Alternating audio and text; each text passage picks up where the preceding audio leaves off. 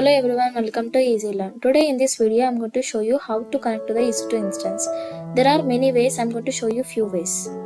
So these are the ways I'm going to show you today.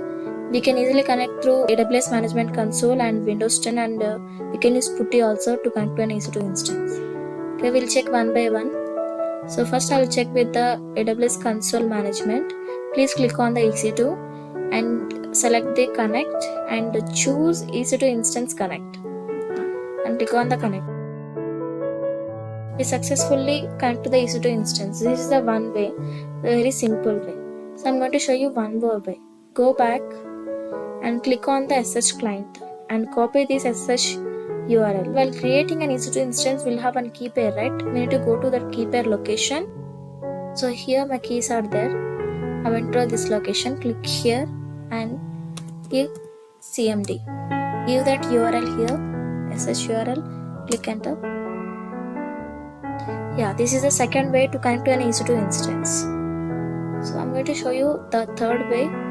Using Putty, we can easily connect. If anyone don't have Windows 10, so we can use Putty to connect to an Ec2 instance. If you have Windows 10 means you can simply connect, no problem with that. So to log into the Putty, we require two things. One is the Putty and Puttygen. First, we need to download those two softwares. So go to the Google and type Putty for Windows and click here this first link and choose this download Putty. Here we need to download T and Puttygen, right? You can download this file and this file Puttygen. So I already download these files, so we can simply log in. Okay, desktop, and these two files are already downloaded.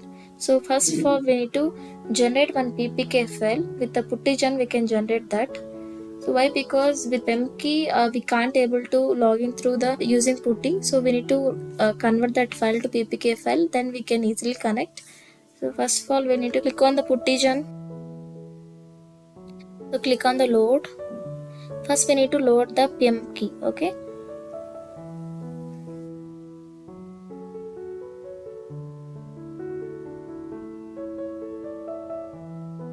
select here all keys, all files.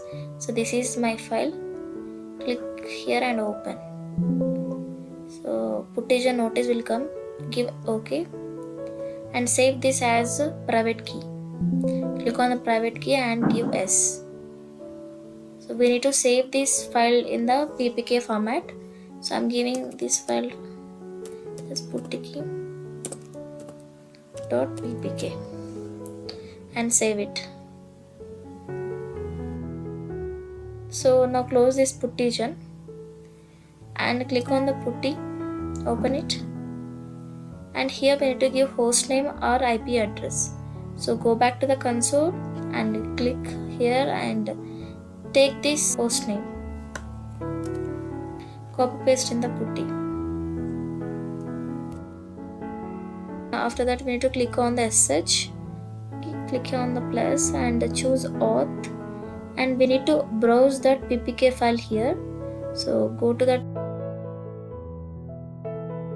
ppk file location and open it here and go to the sessions.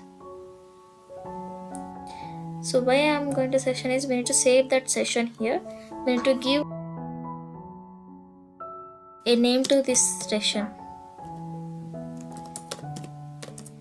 and save it. If you do like this, we can easily connect an Ec2 instance using this save session. So click on the open.